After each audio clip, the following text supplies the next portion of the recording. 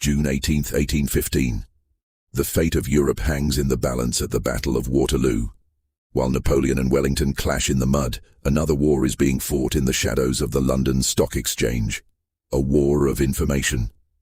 What if I told you that a single lie, delivered at the right moment, created the greatest financial empire the world has ever seen?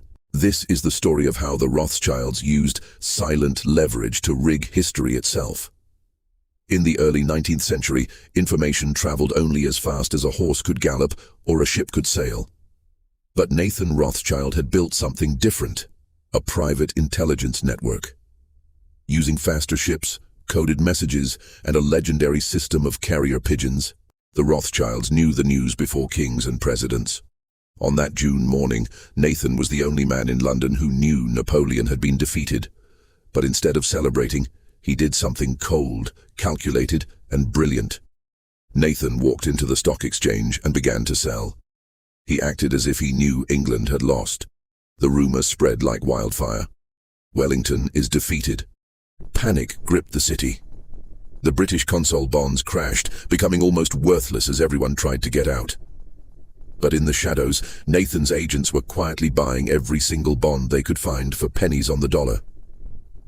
When the official news finally arrived 24 hours later that England had won, the market skyrocketed. In a single day, Nathan Rothschild's wealth multiplied by 20. He didn't just win, he now owned the British economy. This wasn't just luck, it was the ultimate demonstration of leverage. By controlling the flow of information, they controlled the flow of wealth. For the next century, no major war was fought in Europe without a Rothschild loan. They became the bankers to the world, operating from the shadows while governments took the spotlight. This is the blueprint of power that still runs the global financial system today. The names might have changed, but the game remains the same. The one with the fastest information owns the future. History isn't made by those who fight the hardest, but by those who understand the invisible systems of power. If you want to uncover more secrets behind the world's most powerful dynasties, subscribe to Silent Leverage. And if you want to know how modern banks still use these tactics to control your money today, click the video on your screen right now. Knowledge is the only true leverage. See you in the next one. We're going to talk about a family name you might have heard, but probably don't know much about. It's a name that for centuries has been whispered in the halls of power and debated in hushed tones.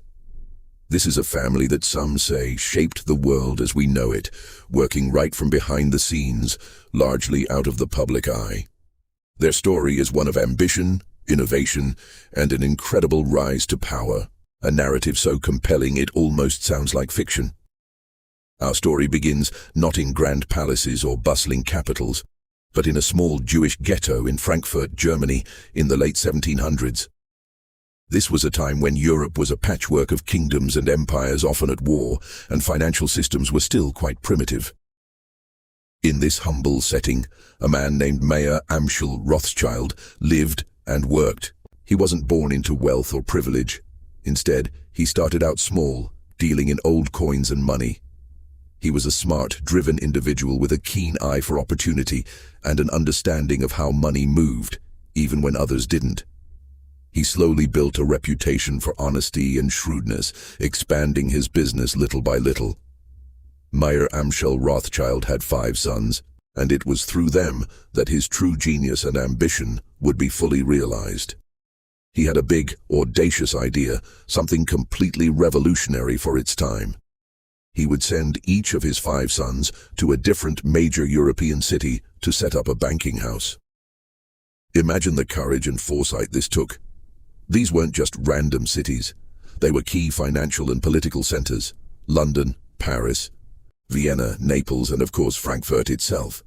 This wasn't just a business expansion, it was the creation of a truly interconnected international financial network, decades, even a century, before such a thing became common. This strategy gave the Rothschild family a massive, almost unfair advantage.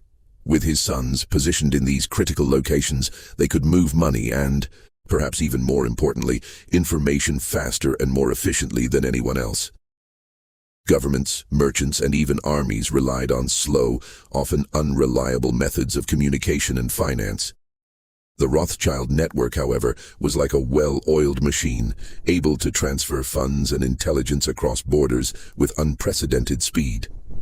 This direct, familial connection meant they could trust each other implicitly, share secrets, and act with a unity of purpose that no other banking family or institution could match. They built their own private courier system, ensuring that vital news often reached them days, sometimes even weeks, before official government channels received it. This edge, this superior flow of information, became their most powerful tool. It allowed them to anticipate market shifts, predict political changes, and make incredibly profitable decisions, cementing their influence in the nascent world of global finance. Their quiet operations in these major cities laid the groundwork for an empire that would soon touch every corner of Europe. Before we continue, subscribe to the channel and tell us in the comments where you are watching from. The Rothschilds became truly powerful during a tumultuous period in European history, the Napoleonic Wars. This was a time of widespread conflict, shifting alliances, and immense financial strain for all the major powers. While armies clashed on battlefields, a different kind of war was being waged behind the scenes, a war for resources and funding. And in this war, the Rothschild family proved to be unmatched strategists. They didn't pick sides based on ideology, they played all sides. They helped finance armies for various nations, sometimes even those fighting each other. This might seem contradictory, but it was a shrewd business move. By providing loans to both the British and other European powers, they ensured their financial relevance regardless of which side ultimately prevailed. This also gave them incredible leverage, as warring nations became deeply indebted to them. Their mastery of communication during these wars was legendary. As we discussed earlier, Mayer Amschel Rothschild had established a private intelligence network through his sons.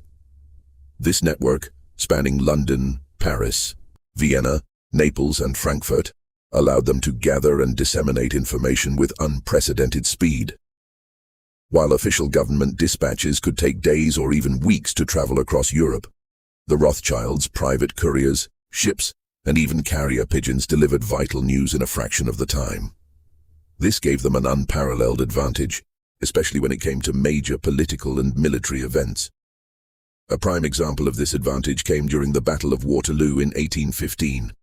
Nathan Rothschild, situated in London, was one of the first, if not the first, to receive news of Napoleon's decisive defeat. Before the British government officially knew the outcome, Nathan had this crucial piece of information. What he did next was a masterclass in financial manipulation and the ultimate demonstration of their influence. Instead of immediately celebrating the British victory, he used his early knowledge to his immense benefit.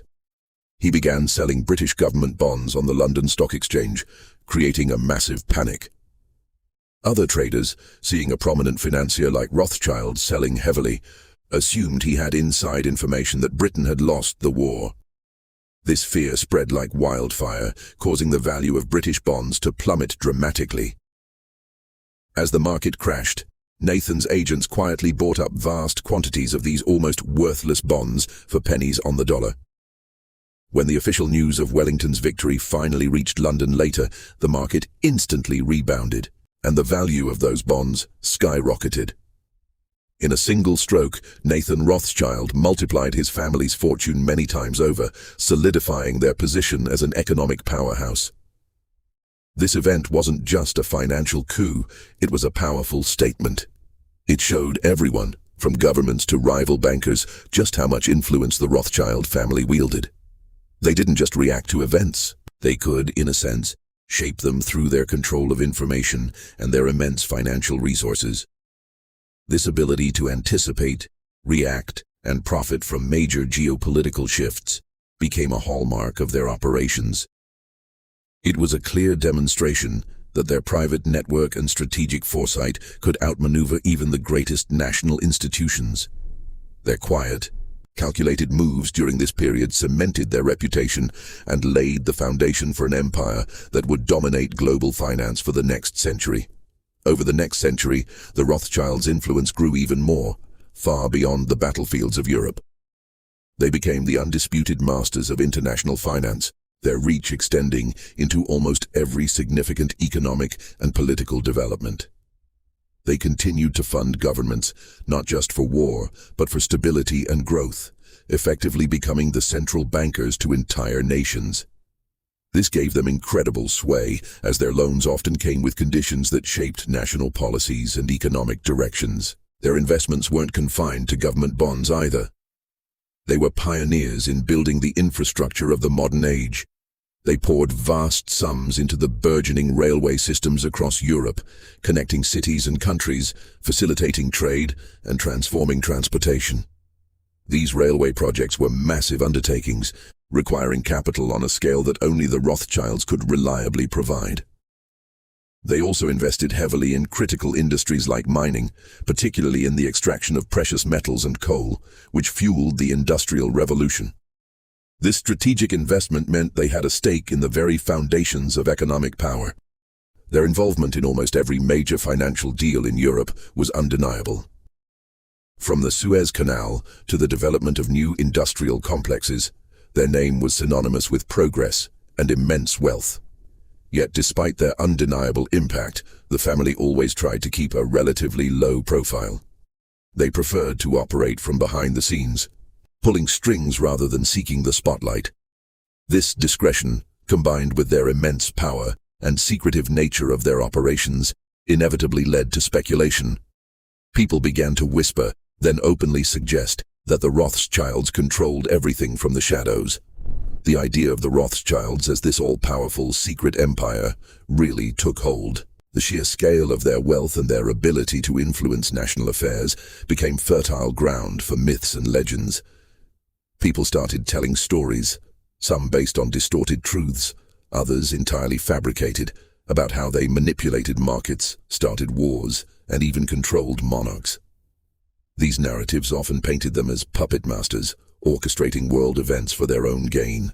The fact that they were a Jewish family in a predominantly Christian Europe also played a role, unfortunately feeding into older, deeply ingrained prejudices and anti-Semitic tropes. This led to a proliferation of conspiracy theories, some of which are still around today, evolving and adapting to fit new historical contexts. These theories often attributed almost supernatural levels of foresight and control to the family, suggesting a hidden agenda behind every major global shift. They were blamed for everything from economic depressions to political upheavals, becoming a convenient scapegoat for complex problems. Today, the Rothschild family is still wealthy, undoubtedly one of the richest families in the world, but they are not the dominant monolithic force they once were. The landscape of global finance has changed dramatically since their heyday in the 19th century. The rise of multinational corporations, state-owned banks, and a far more complex regulated financial system means no single family can exert the kind of singular control the Rothschilds once did.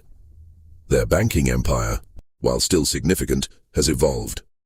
Many of their traditional banking assets and operations are now managed through various independent entities or have been absorbed into larger financial groups. They have diversified their interests, moving into areas like real estate, wine, and charitable foundations, rather than solely focusing on the high-stakes government financing that built their initial fortune. However, the stories and the legends about their power still stick around. The image of the shadowy, all-controlling Rothschild family persists in popular culture and online communities, making them one of the most talked about and mysterious families in history. Their legacy is a complex tapestry of genuine financial genius, unparalleled strategic vision, and the enduring power of myth. They represent a unique chapter in economic history, a family that, for a time, truly seemed to hold the reins of the world's finances, shaping the course of nations from the quiet confines of their banking houses. The truth of their influence, while immense, often gets lost in the fantastical narratives that continue to surround their name, ensuring their place as a subject of endless fascination and speculation.